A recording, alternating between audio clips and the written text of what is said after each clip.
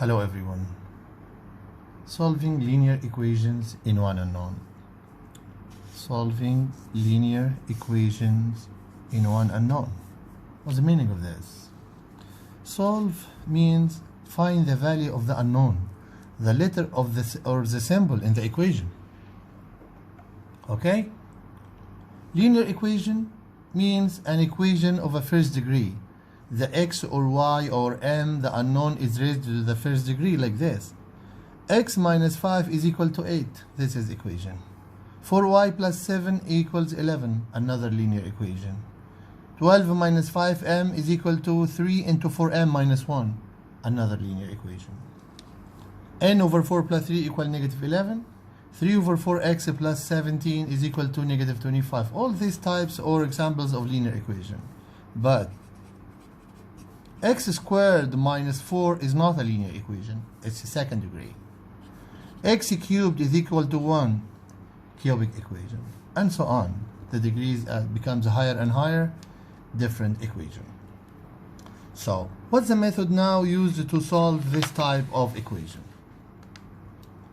The method is called inverse operation. This means if you have addition, you can make the inverse, subtraction. A subtraction, you do the inverse, which is addition. Multiplication, its inverse is division sign, and division operation, its inverse is multiplication. Let me show you. For example, I want to solve this question with you. Solve each equation. X minus 5 is equal to 4. Any equation, will you see now, consists of three things.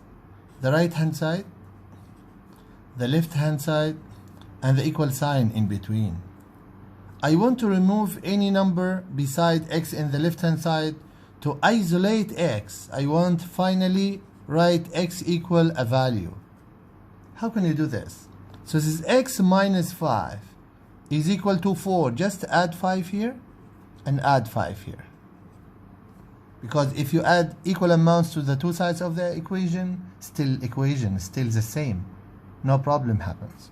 Negative 5 plus 5 is 0. X is equal to, and 4 plus 5 equal 9. That's it. Next one. 3x is equal to negative 21.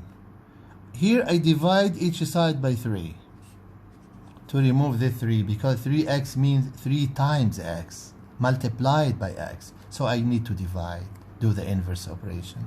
3 divided by 3 is 1. 1x is equal to negative 7. Very easy. So I solve linear equation by the inverse operation. 11 plus 4x is equal to negative 6. Subtract 11 here and 11 here. 11 minus 11 is 0. 4x is equal to negative 6 minus 11 is negative 17. Then divide each side by 4. Always divide by coefficient of coefficient of x to find x alone. X is equal to, this is really an improper fraction. You can leave it or you can write it as a mixed number like negative 4 and 1 over 4. Or leave it like this, no problem. If you have a brackets in the equation, you have to remove the bracket. 4 times x is 4x plus 4 times 2 is 8 is equal to 20. Then minus 8 here, minus 8 here. 8 minus 8, 0. Just 4x is equal to 20 minus 8 is 12. And then divide by 4 here, divide by 4. So x is equal to 3. And this is the solution. Come to question number 5. 3x minus 7 is equal to 14. Just add 7 here, add 7 here. Always do the inverse operation of the term beside x. 7 minus 7, 0. 3x is equal to 21. 14 plus 7. Over 3 here, over 3 here. Always divide by this number, coefficient of x, okay? To get x. So, because 3 over 3 is 1, and 1x is the same x. 21 divided by 3 is 7. That's it. Very easy. Continue. What's the inverse operation I'll do now? Yes. Subtract 5 from each side. So minus 5 here, minus 5 here.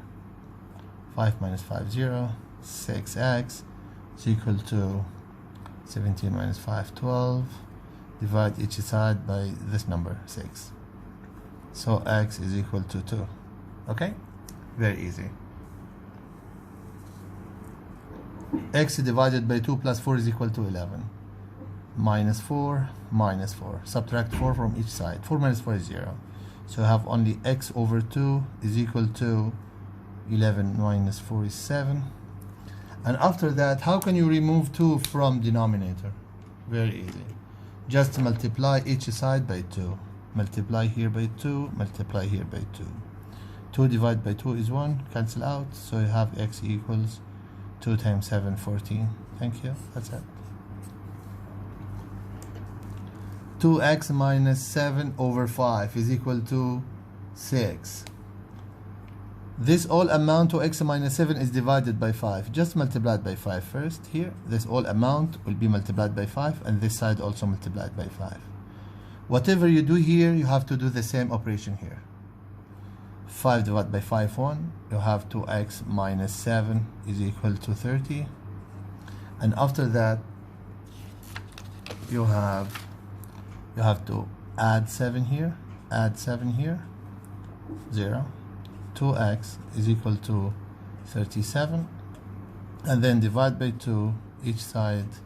You get x is equal to 3 divided by 2, 1, 17, that's 16 divided by 2, 8 and half, 18 and half. This is the value. Okay. Question number 9. 2x plus 7 is equal to 5x plus 25. If you have any x in the right hand side like this, you have to remove it. So minus 5x and minus 5x here. Okay, do the same. Always do the same for each side of the equation. This is 0. 2 minus 5, negative 3x plus 7 is equal to 25. Okay, and then minus 7 minus 7 is 0. Negative 3x is equal to 25 minus 7 is 18, and then divide each side by this number. What number is this? It's negative 3. So negative 3 and negative 3 is 1.